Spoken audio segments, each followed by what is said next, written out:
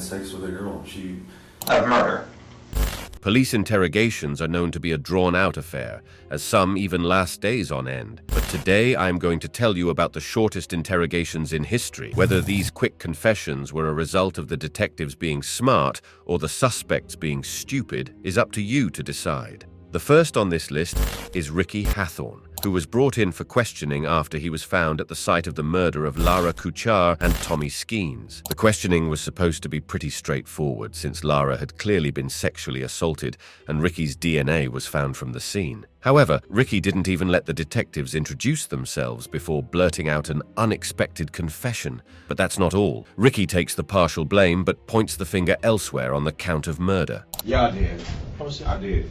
You know what? Let's do this. I did it, but I think somebody came behind me and finished it. Okay. Yeah, I did it. Ultimately, Hathorn was found guilty of first and second-degree murder, sexual assault, and battery. The ridiculous story he came up with, combined with how fast he gave up the damning information, will definitely catch you off guard. But the next case will surely make you cringe at the stupidity of Raymond Gates, who was apprehended after police got their hands on footage of him assaulting a 17-year-old girl. Since the footage was not complete, the detectives had a tricky job ahead of them, proving that the act was non-consensual. But what nobody had expected was for Raymond to dig his own grave. I had sex with a girl. Why did you walk up to me in the mall, ask me if you wanted to hang out, come to my house, hang out, didn't do anything.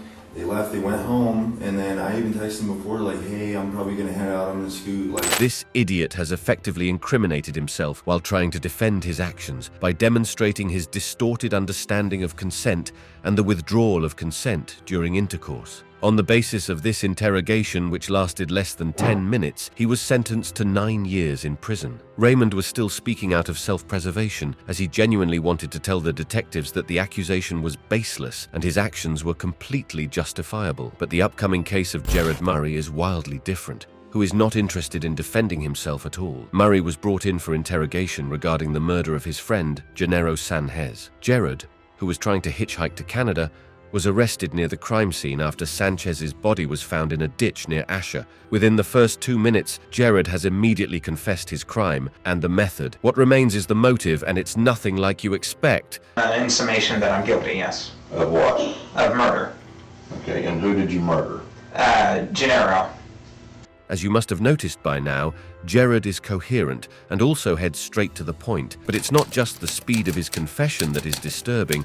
Rather, it seems like he realizes the gravity of the situation, but he also explains his actions calmly and logically, with little regard for the consequences or his own well-being. These signs point towards a severe mental illness. And where did you shoot? Where was this? Where did this happen at?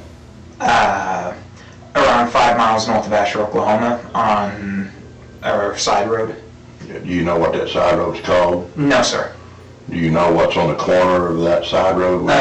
Power station, sir. Like a substation, a Yeah. PD substation? Yes, sir. Okay. And does that road go all the way through? No, sir. It turns left. Okay. Reports suggest that Murray had made his confession in the police car itself, saying that he committed the murder because he wanted to know what it felt like. He lacks all empathy and remorse, and even goes so far as to explain his methods for choosing Sanchez.